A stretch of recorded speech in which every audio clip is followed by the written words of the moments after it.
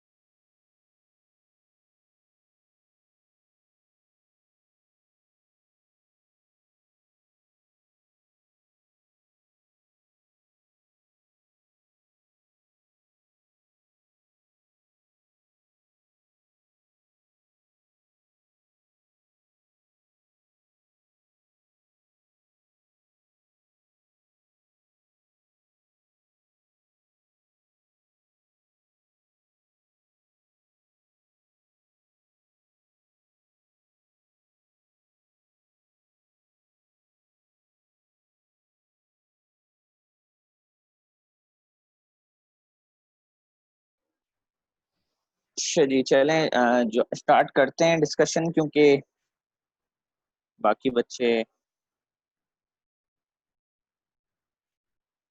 कहाँ।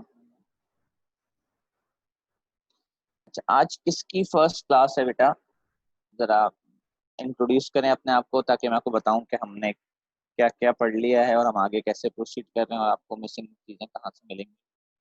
Anyone who has a first class today? क्योंकि group पे किसी का मैसेज आया था।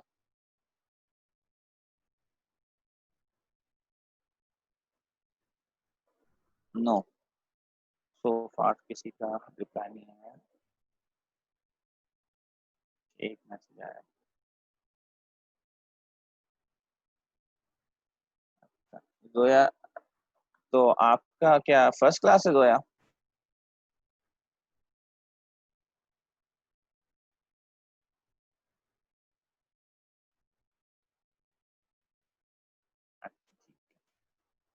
तो जिनकी फर्स्ट क्लास है, तो वी आर स्टडिंग मोल्स। ठीक है, पहला चैप्टर हमारा मोल्स है। और हम जो ऑर्डर फॉलो कर रहे हैं वो सिलेबस ऑर्डर फॉलो कर रहे हैं। तो वेल्स के सेक्शन सी का एक गूगल क्लासरूम पे ग्रुप है। ये उसका फ्रंट डेस्कटॉप पेज है। इस पे दो कंटेंट मैंने ऐड किए हैं, एक बुक्स के नाम से। जब आप बुक्स खोलेंगे तो इसमें आपको दो सिलेबस की बुक्स मिलेंगी, जो कि आपकी कैम्ब्रिज विंडोज बुक्स हैं, पीडीएफ हैं उनकी। ठीक है।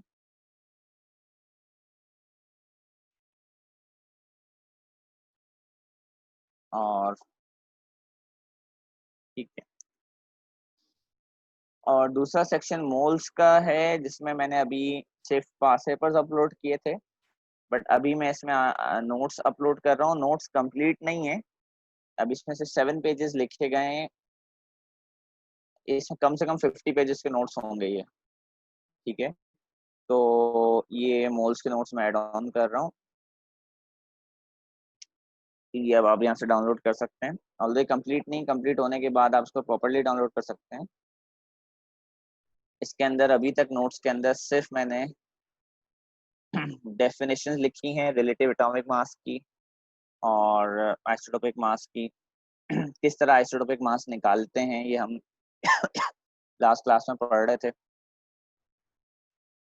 कि मास स्पेक्ट्रोमीट्री टेक्निक होती है जिससे इस तरह के स्पेक्ट्रा ऑब्टेन किए जाते हैं। इन स्पेक्ट्रा से हम रीड कर लेते हैं कि कितने टोटल आइसोटोप्स हैं। जैसे इस वक्त एग्जांपल में लिथियम के हमें दो आइसोटोप नजर आ रहे हैं। एक का मास 6 है, एक का मास 7 है। जिसका मास 6 है वो आई थिंक अराउंड 10% है, और जिसका मास 7 है वो अराउंड 90 समथिंग परसेंट है, जो भी है। उससे फिर हम रिलेटिव एटॉमिक मास कैसे कैलकुलेट करते हैं। जर्मेनियम के लिए कंपेयर टू जो हमारे पास स्पेक्ट्रा है, उसमें नंबर ऑफ आइसोटोप्स ज्यादा हैं, 5 आइसोटोप्स हैं। और उसकी कैलकुलेशन यहाँ दी हुई है। ठीक है, कैसे उसका रिलेटिव एटॉमिक मास हमने निकाला है। बेसिकली रिलेटिव एटॉमिक मास तक तो हमने कल लास्ट टाइम पढ़ लिया था। आज का हमारा टॉपिक है रिलेटिव फॉर्मूला मास। ठीक है। तो जैसे फॉर्मूला, जैसे नाम बता रहा है कि ये मास फॉर्मूले से निकाला जाता है। ठीक है। तो इसको, इसका कॉन्सेप्ट ओ लेवल्स में बच्चों को एमआर से पढ़ाया जाता था, molecular mass. But A levels में हम इसमें थोड़ा सा एक चीज फोकस करेंगे। ये मैं तो अपने ओ लेवल स्टूडेंट्स को बताता हूँ ये चीजें, बट काफी बच्चे हमारे पास यहाँ आते हैं उनको ये बात नहीं पता होती। जो बच्चों का कॉन्सेप्ट वीक होता है वो मैं यहाँ लिखूंगा, और जो बच्चों का कॉन्सेप्ट बना हुआ होता है ओ लेवल से, वो ये है कि वो एमआर को प्रोनाउंस करते हैं एज मॉलिक्यूलर मास। अगर आप उनसे पूछे एमआर क्या होता है, तो फौरन से बोलेंगे मॉलिक्यूलर मास, जो कि बिल्कुल सही है। और मॉलिक्यूलर मास जो है वो कोवलेंट सब्सटेंसेस के लिए यूज होता है वर्ड। पर अगर आपके सामने जो कंपाउंड है वो आयोनिक है, जैसे कि NaCl, और मैं आपसे बोलूं कि इसका एमआर निकालें, तो इसका एमआर आप उसी तरह निकालेंगे जिस तरह आप CO2 का निकालेंगे। बिल्कुल कोई फर्क नहीं है। इसमें जो आपको एलिमेंट्स नजर आ रहे हैं, पहली बात है वो एटम्स नहीं है, वो आयंस हैं। Difference is that they are ions. यहाँ जो एलिमेंट्स नजर आ रहे हैं, they are in the form of atoms. ठीक है। तो जब आप उनका मास ऐड करेंगे तो वो 58.5 बनेगा यहाँ पे, क्योंकि sodium is 23 and chlorine is 35.5। ठीक है। तो 58.5, और यहाँ पे कार्बन का मास इज 12 एंड ऑक्सीजन का मास इज 2 टाइम्स 16, तो दैट इज 44। तो ये कैलकुलेशन हुई तो सेम तरीके से, पर क्योंकि ये सब्सटेंस आयोनिक है इसलिए इस एमआर को, ऑल्दो है ये भी एमआर, इस एमआर को कहा जाता है relative formula mass, called formula mass. तो आयोनिक कंपाउंड्स के लिए एमआर के अलग मायने हैं और कोवलेंट सब्सटेंस के लिए इसके अलग मायने। तो एमआर के दो मायने होते हैं। एमआर को मॉलिक्यूलर मास ज्यादातर कॉमनली बच्चे जो है ना 100% इसको ओ लेवल से आने के बाद सिर्फ मॉलिक्यूलर मास के नाम से जानते हैं, जबकि ऐसा नहीं है। ये केस टू केस डिपेंड करता है and we need you to differentiate properly कि अगर आयोनिक कंपाउंड है तो उसके लिए वर्ड फॉर्मूला मास यूज होता है, और अगर कोवलेंट सब्सटेंस है तो उसके लिए मॉलिक्यूलर मास वर्ड यूज होता है प्रॉपर्ली। ठीक है, ये कॉन्सेप्ट बेसिक आपको डिफरेंशिएशन पता होना चाहिए। आज का हमारा क्वेश्चन, जो हमारा कॉन्सेप्ट है वो दो स्टेप्स में। एक है how to calculate Mr from formula, from given formula. ये तो ओ लेवल में पढ़ाया जाता है, ये आसान है। हम इसको सिर्फ एक रिव्यू कर रहे हैं कि अगर आपको फॉर्मूला दिया हुआ हो तो आप उससे एमआर कैसे निकालते हैं। ये बहुत बेसिक चीज है, ये अभी हमारा जल्दी हो जाएगी। नेक्स्ट कॉन्सेप्ट ये है कि हम फॉर्मूला कैसे निकालते हैं, how formula is worked out.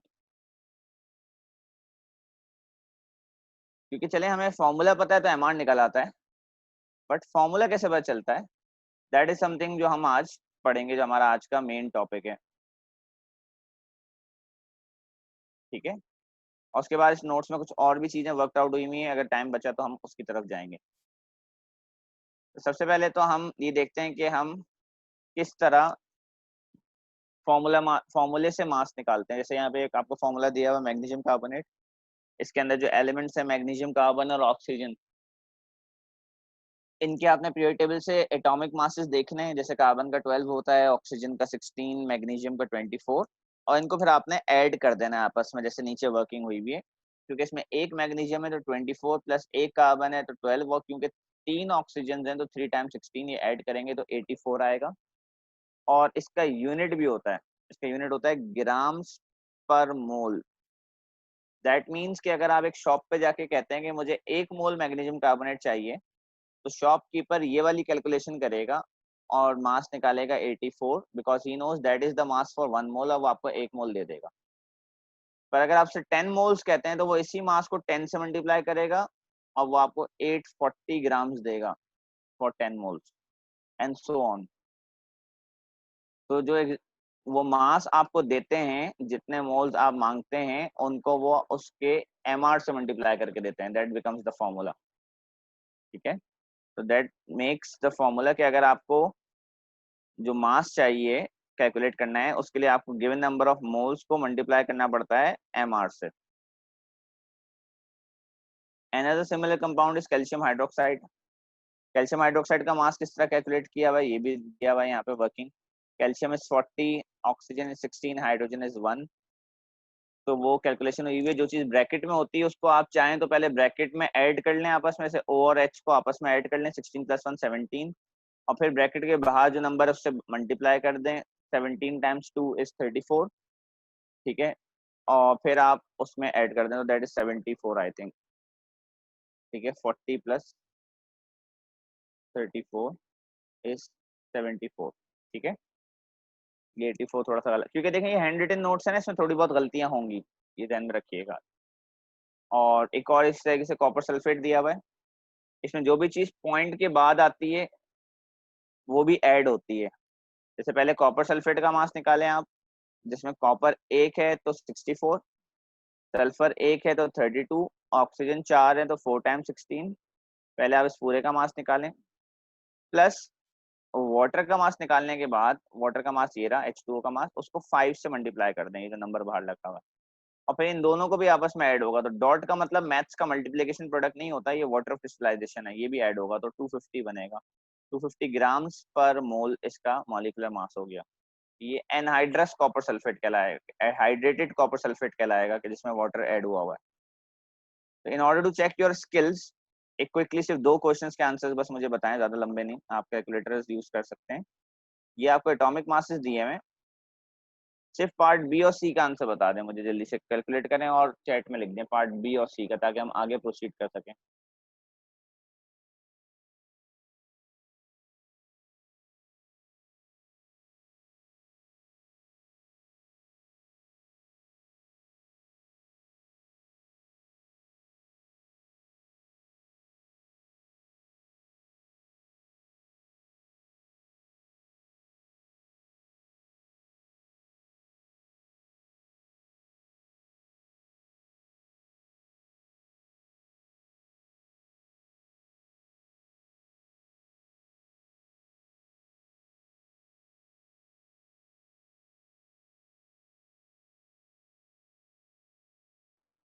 बेटा सब बच्चे इंडिविजुअली कैलकुलेट करें। 18 बच्चे हैं, मुझे सबसे रिस्पॉन्स चाहिए और थोड़ा सा कॉम्पीट करें आपस में, कौन जल्दी निकालता है पहले आंसर। बी भी और सी का भी आंसर दें।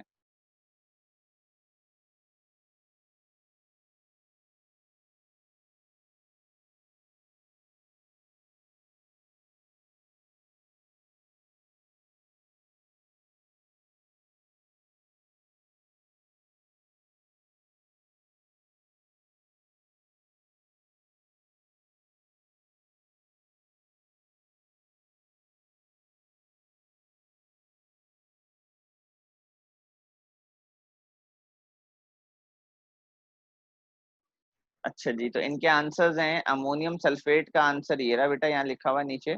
इसमें एक थोड़ी सी गलती है, 132 है, सिर्फ आपको यहाँ 32 लिखा हुआ दिख रहा होगा। ऑल दो वर्किंग बिल्कुल सही है, यहाँ पे ये पार्ट बी की बिल्कुल सही है कि कौन किस तरह कैलकुलेट किया गया है।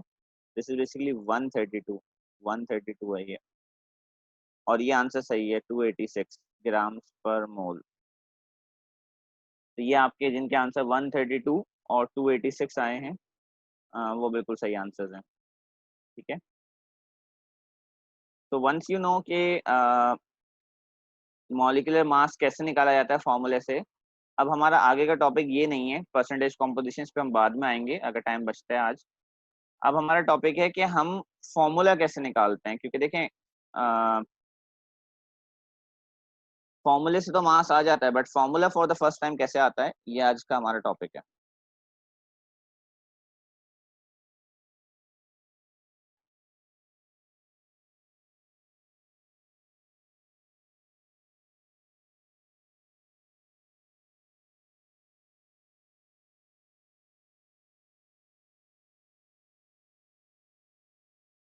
हम एम्पेरिकल और मॉलिक्यूलर फॉर्मूला कैसे निकालते हैं। अगेन यहाँ पे भी फॉर्मूला के दो नाम है, एक एम्पेरिकल और एक मॉलिक्यूलर। और डिफरेंस यही है कि जब आयनिक कंपाउंड का फॉर्मूला होता है तो उसको एम्पेरिकल फॉर्मूला कहा जाता है, और जो कोवलेंट कंपाउंड का फॉर्मूला है उसको मॉलिक्यूलर फॉर्मूला कहा जाता है। पहले तो ऐसा क्यों है और इन दोनों के में क्या फर्क होता है, ठीक है। तो एम्पेरिकल फॉर्मूला ज्यादातर आयोनिक सब्सटेंसेस के लिए यूज होता है, मॉलिक्यूलर फॉर्मूला यूजी कोवलेंट के लिए होता है। अच्छा, एम्पेरिकल फॉर्मूला कोवलेंट के लिए भी यूज हो सकता है अगर कोवलेंट सब्सटेंसेस जाइंट हो, ठीक है, जाइंट सब्सटेंस। पर मॉलिक्यूलर फॉर्मूला सिर्फ कोवलेंट का होता है, कोवलेंट ओनली। या एम्पेरिकल फॉर्मूला के आगे आयनिक मोस्टली लिख रहा हूं मैं, यानी कि आई वुडंट से कि आप इसको बिल्कुल 100% कह सकते हैं कि एम्पेरिकल फॉर्मूला सिर्फ आयनिक का होता है। एम्पेरिकल फॉर्मूला जाइंट सब्सटेंसेस का होता है, जिसमें आयनिक तो सारे जाइंट होते हैं, पर कुछ कोवलेंट सब्सटेंसेस भी जाइंट होते हैं, ठीक है, उनका फॉर्मूला भी एम्पेरिकल होता है। अब मैं आपको दोनों में डिफरेंस बताता हूँ। फर्स्ट करें, आपने एक फॉर्मूला लिखा है NaCl, इसमें और एक फॉर्मूले में HCl में क्या फर्क है एक्चुअली, क्योंकि हमें पता है कि NaCl एक आयोनिक कंपाउंड है। तो ये जो फॉर्मूला है, this is not telling us the total number of sodium ions and the total number of chloride ions present in a given sample. First करें, आपके घर में एक जर्रा सॉल्ट का, कॉमन टेबल सॉल्ट का एक क्यूब की बात करो, छोटा सा जो सबसे छोटा जर्रा होता है, अगर आप वो उठाएं, पूरे नमक के पैकेट की बात नहीं कर रहा, एक छोटा सा क्यूब उठाएं, तो उस क्यूब का फॉर्मूला भी NaCl और उस पूरे बड़े पैकेट का फॉर्मूला भी NaCl है। आई एम श्योर के उस क्यूब जिसको आप हाथ में पकड़ सकते हैं, छोटा सा जर्रा, उसके अंदर मिलियंस ऑफ सोडियम आयंस और क्लोराइड आयंस होंगे। मैं ज्यादा बड़ा नंबर नहीं लेना चाह रहा डिस्कशन के लिए, बट लेट्स अज्यूम कि उसके अंदर 10,000 सोडियम आयंस हैं और 10,000 क्लोराइड आयंस हैं, ठीक है, 10,000 सोडियम आयंस हैं और 10,000 क्लोराइड आयंस हैं। तो हम इस तरह फॉर्मूला नहीं लिखेंगे उस क्यूब का, उस क्यूब के लिए हम उस क्यूब को रिप्रेजेंट करने के लिए बोलते हैं Na 1000 10,000 और क्लोराइड 10,000, ये नहीं लिखेंगे, this is not the way of representing it. हम क्या करेंगे, इन दोनों नंबर्स का रेशियो ले लेंगे, क्योंकि दोनों नंबर सेम है, स्मॉलेस्ट नंबर से डिवाइड करना होता है, क्योंकि दोनों नंबर सेम है तो रेशियो बन जाएगा 1:1। तो जब हम सिंप्लीफाई करते हैं ना नंबर्स को, तो that becomes the empirical formula. क्योंकि जब जो चीजें जाइंट्स होती हैं और उनमें नंबर ऑफ आइटम्स बहुत ज्यादा होते हैं, तो उनको इतनी बड़ी तादाद लिखना एब्सर्ड सा लगता है। तो हम ऐसी चीजों का रेशियो ले लेते हैं। कंपेयर टू दैट, HCl का मतलब है कि there is actually 1 + 1 total 2 atoms बस, और कभी भी ये नंबर इससे चेंज नहीं होता। NaCl में क्या होता है कि अगर आपके सामने एक जर्रा है नमक का, उसमें कम आयंस हैं सोडियम के और क्लोराइड के, जो पूरा पैकेट है उसमें जो नंबर ऑफ आयंस होंगे बहुत ज्यादा होंगे। और आपको पता है कि नमक जो है वो पाकिस्तान में स्पेशली खेबड़ा के मकाम पे जो पूरी सॉल्ट रेंज है उसमें से निकाला जाता है।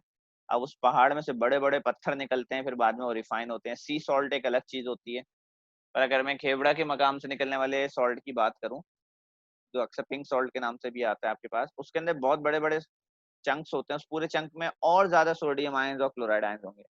पर HCl में कभी ऐसा नहीं होगा कि HCl के अंदर मॉलिक्यूल का जो साइज है वो इस लेवल से बढ़े कि उसमें एक हाइड्रोजन और एक क्लोरीन से ज्यादा कोई हो। हाँ, HCl के बहुत सारे मॉलिक्यूल एक साथ एग्जिस्ट कर सकते हैं, पर बेसिकली एक मॉलिक्यूल जो होगा उसमें हमेशा एक हाइड्रोजन और एक क्लोरीन ही एग्जिस्ट करेगा। तो जो मॉलिक्यूलर फॉर्मूला होता है, it tells you about the total, it shows you the total number of atoms. That's what a molecular formula does, ठीक है। And it is possible for us to write the total number of atoms अगर total number of atoms कम है। जैसे कि glucose का formula आप लिखते हैं C6H12O6, अगर इसमें टोटल एटम्स हम काउंट करें तो 24 एटम्स हैं। अब ये फॉर्मूला लिखना हमारे लिए बहुत बड़ा कॉम्प्लिकेशन नहीं था, हमने लिख दिया। एक्चुअली एक ग्लूकोज मॉलिक्यूल में 24 एटम्स होते हैं, ठीक है। बट अगर ये बहुत बड़ा नंबर होता कि ये कोई C6000 होते, 12,000 होता ये नंबर, और ये ऑक्सीजन भी 6,000 होते, तो हम ये कोई 24,000 एटम्स का नंबर एक साथ ना लिखते, हम इसको सिंप्लीफाई कर लेते हैं। स्मॉलेस्ट 6 से डिवाइड करते हैं तो ये 1:2:1 बनता। उस केस में इसका फॉर्मूला हो जाता CH2O, और अब इस फॉर्मूले को हम मॉलिक्यूलर नहीं एम्पेरिकल कहते हैं, ठीक है।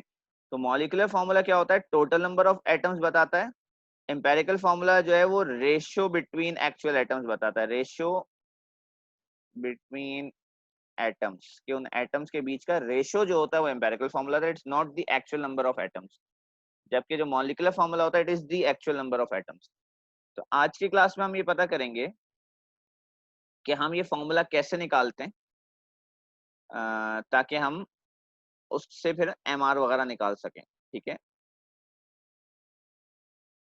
तो सबसे पहले हमें एक एक्सपेरिमेंट करना पड़ता है, और एक्सपेरिमेंट अलग अलग किस्म के होते हैं, क्योंकि सिलेबस में मेंशन्ड है कि आपका जो एक्सपेरिमेंट होना चाहिए वो कंबशन बेस्ड होना चाहिए। मैं आपको सिलेबस दिखा रहा हूँ, ये देखें।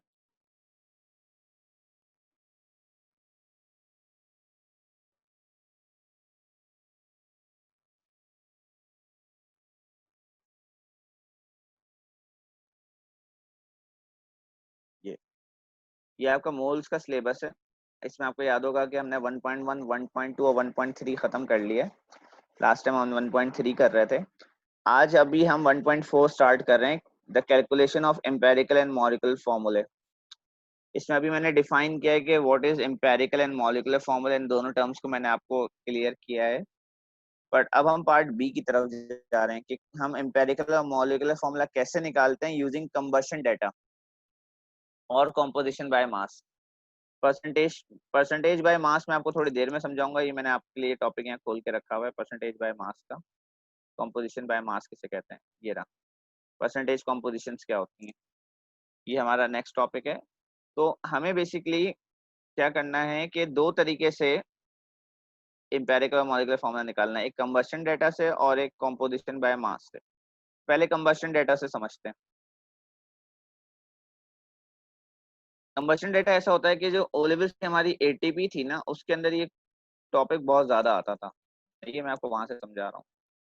वो क्या करते थे कि एक एक्सपेरिमेंटल सेटअप आपको दे देते थे। एक ट्राइपॉड स्टैंड होता था, उस ट्राइपॉड स्टैंड के ऊपर इस तरह से एक क्रूसिबल रखा हुआ होता था।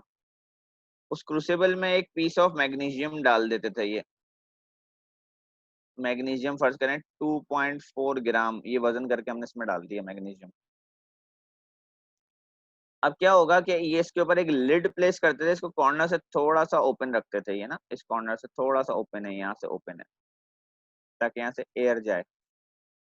और फिर ये मैग्नीशियम को बर्न करते थे ऑक्सीजन में, इस तरह से हीट करते थे यहाँ से, ताकि मैग्नीशियम यहाँ से एयर से आने वाली ऑक्सीजन से रिएक्ट करके मैग्नीशियम ऑक्साइड में कन्वर्ट हो।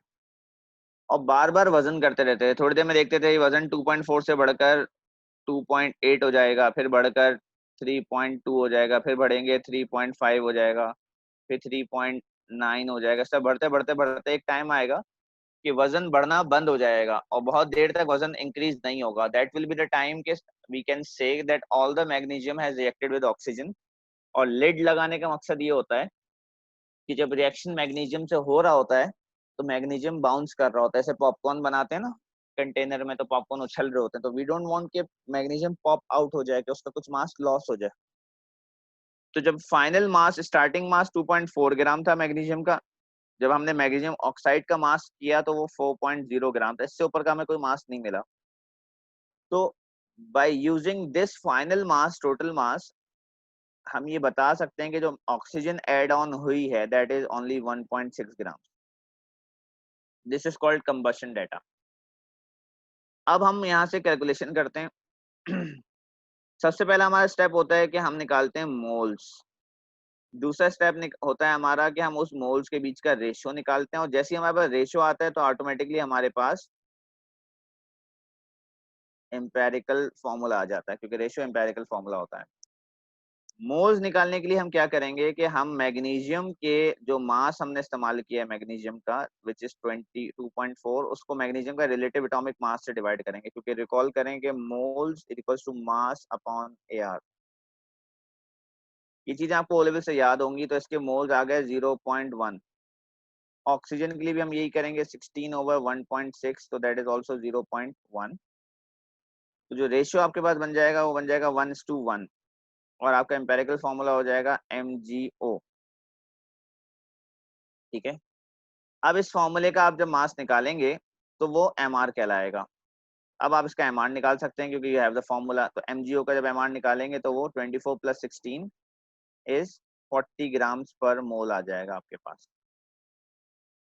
बट इसके एक दो वेरिएशन और देखते हैं और फिर मेन सवाल ये करते हैं कि हमें कैसे पता चलता है कि मॉलिक्यूलर फॉर्मूला क्या है। अभी तो एम्पेरिकल पता चला है, it's not the molecular formula. ठीक है। आयनिक कंपाउंड के लिए तो हम यही रोक सकते हैं, बट कोवेलेंट कंपाउंड्स के लिए हमें आगे जाना पड़ेगा। We need to calculate the molecular formula as well. एक सेकंड।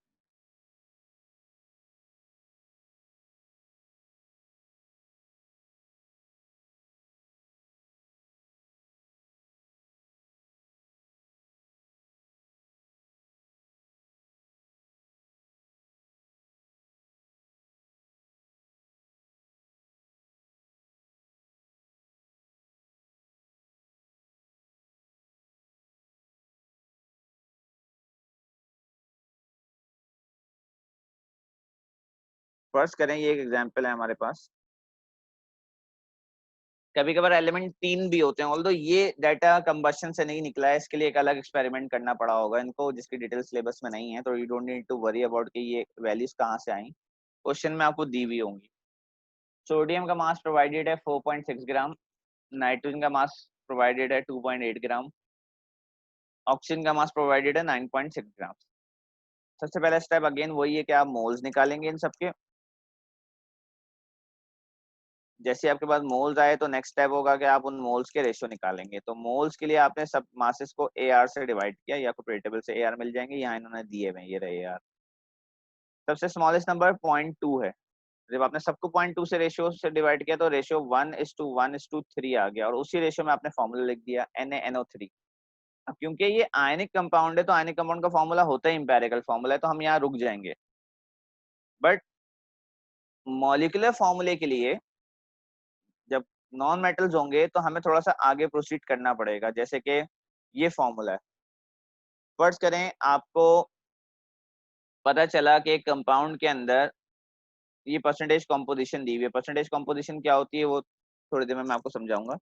फर्ज करें उन्होंने बताया हुआ है कि 85.7% कार्बन है और 14.3% हाइड्रोजन है, तो यही परसेंटेजेस को मास कंसिडर किया जाता है, तो ये इतने ही ग्राम्स बन जाते हैं। अब आप इनके अगेन नंबर ऑफ मोल्स निकालेंगे पहले रिलेटिव एटॉमिक मास से डिवाइड करके, फिर उनके बीच का रेशियो लेंगे, तो फिर आपके पास फॉर्मूला आ जाएगा CH2। अब क्योंकि यहाँ पे नॉन मेटल्स हैं तो ये formula empirical formula final formula नहीं कहला सकता। There could be a molecular formula followed by this, ठीक है। उसका कौन सा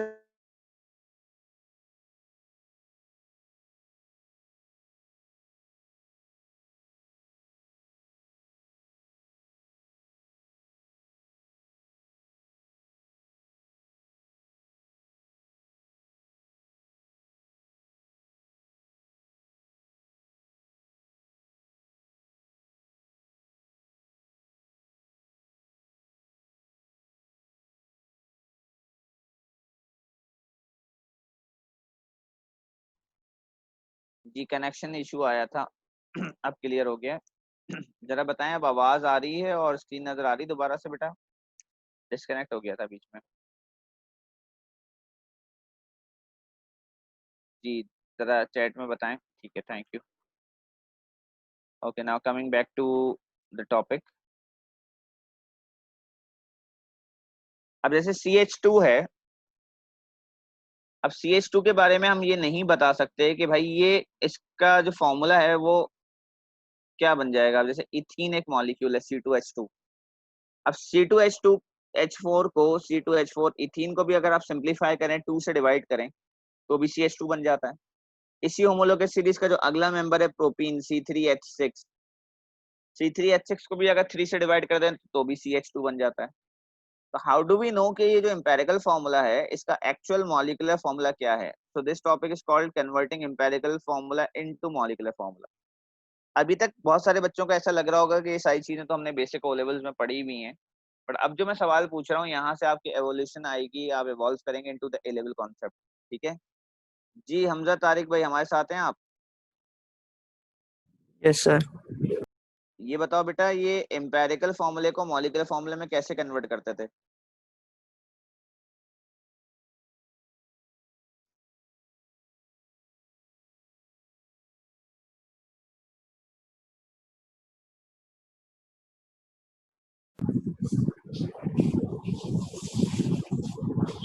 जी हमजा भाई कहाँ भाग गए? सर यही याद कर रहा हूँ।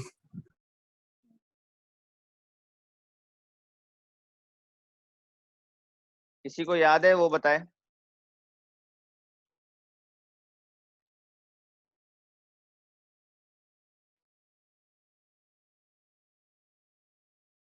जी किसी भी बच्चे को, 17-18 बच्चे ऑनलाइन है, कि कैसे निकालते थे हम एम्पेरिकल फॉर्मूले से मॉलिक्यूलर फॉर्मूला?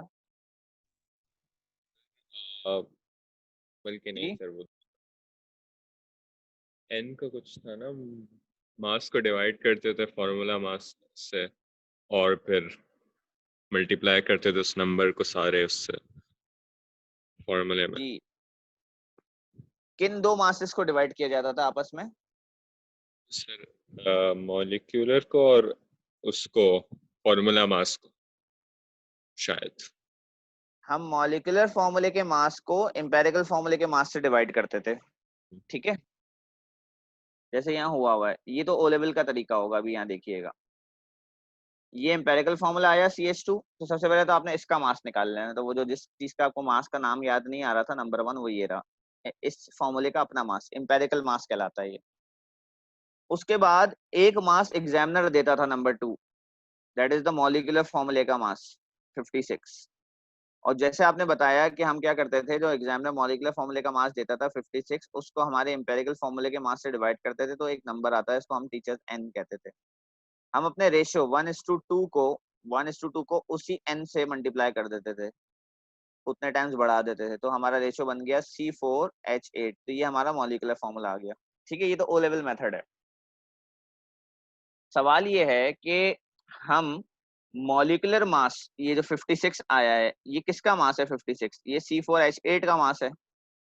जैसे कि इसमें 4 कार्बन है, 4 टाइम्स 12 प्लस 1 टाइम्स 8, अगर आप ऐड करेंगे तो आंसर आएगा 56।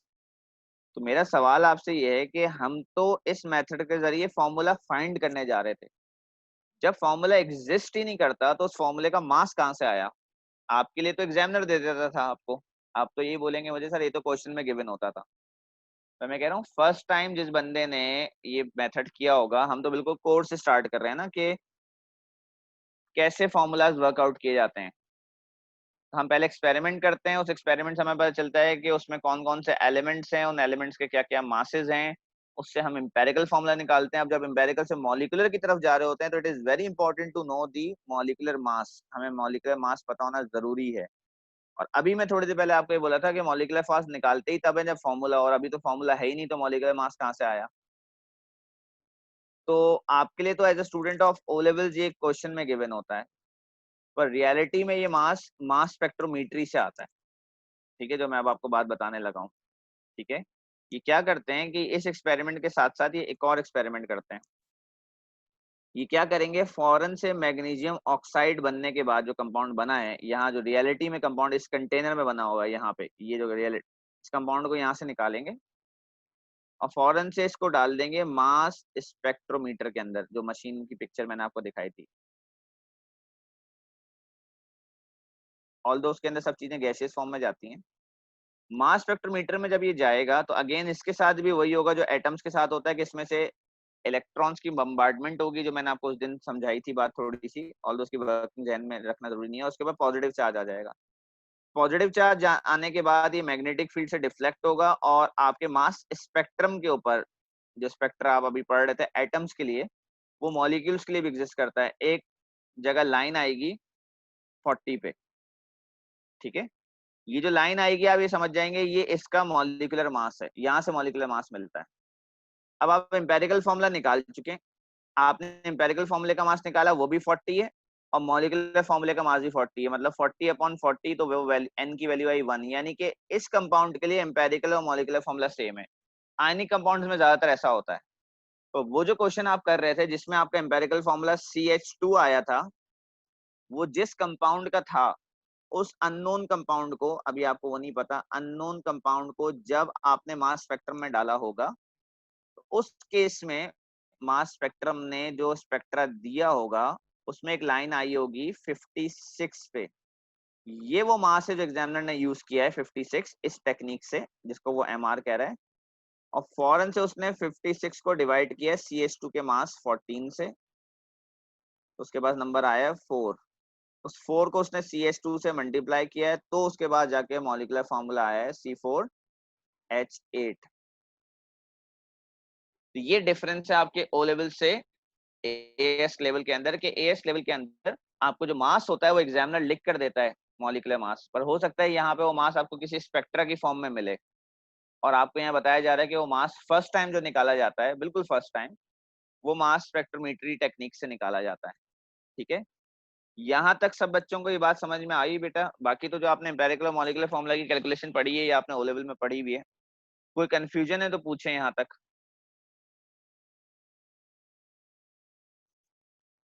और अगर क्लियर हो गया है तो जरा चैट में लिखें सब बच्चे, ताकि रिकॉर्डेड रहे।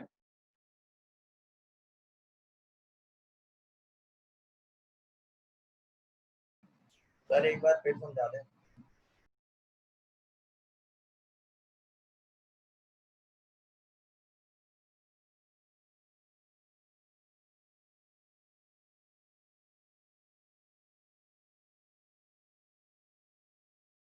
कि कोई कुछ पूछ रहा था, आवाज बहुत ब्लड सी आई थी बेटा। सर एक बार फिर समझा दें, दोबारा ये मॉलिक्यूलर मास वाला दोबारा समझा दें। कि एहतशाम भाई, जब आप ओ लेवल्स में ये क्वेश्चंस कर रहे होते थे ना, एम्पेरिकल फॉर्मूले से मॉलिक्यूलर फॉर्मूले में जाने वाला, तो इसमें ये जो स्टेप है ना आपका, ये स्टेप, ये सबसे इम्पोर्टेंट स्टेप होता था।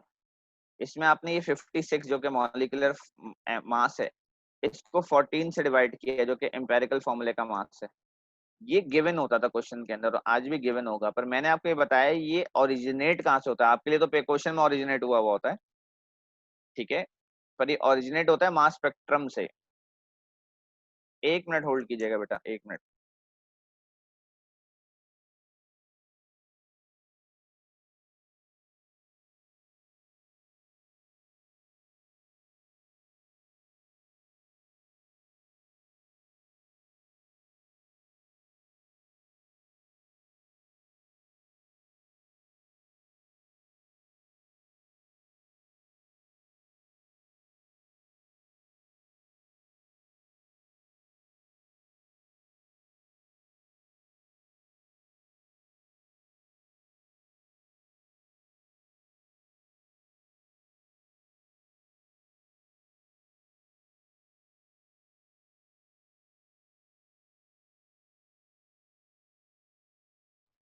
सॉरी, अच्छा, तो एहतशाम भाई, मैं आपसे कह रहा था कि ये 56 जो है ये मास स्पेक्ट्रम से निकलता है। ये अंडरस्टैंडिंग आपको इलेवल में बनानी है, क्योंकि हो सकता है क्वेश्चंस के अंदर एमआर गिवन ना हो, ये चीज यूं ना लिखी हुई हो क्वेश्चन के अंदर, सामने एक स्पेक्ट्रम बना हुआ हो, उसमें लाइन बनी हुई और यहाँ 56 हो, तो आप समझ ना पाए कि यार ये क्या हो रहा है। ठीक है, तो ये जो मास निकलता है फर्स्ट टाइम वो मास स्पेक्ट्रम से निकलता है। आपके लिए ओ लेवल में एग्जामिनर यूं लिख देता था।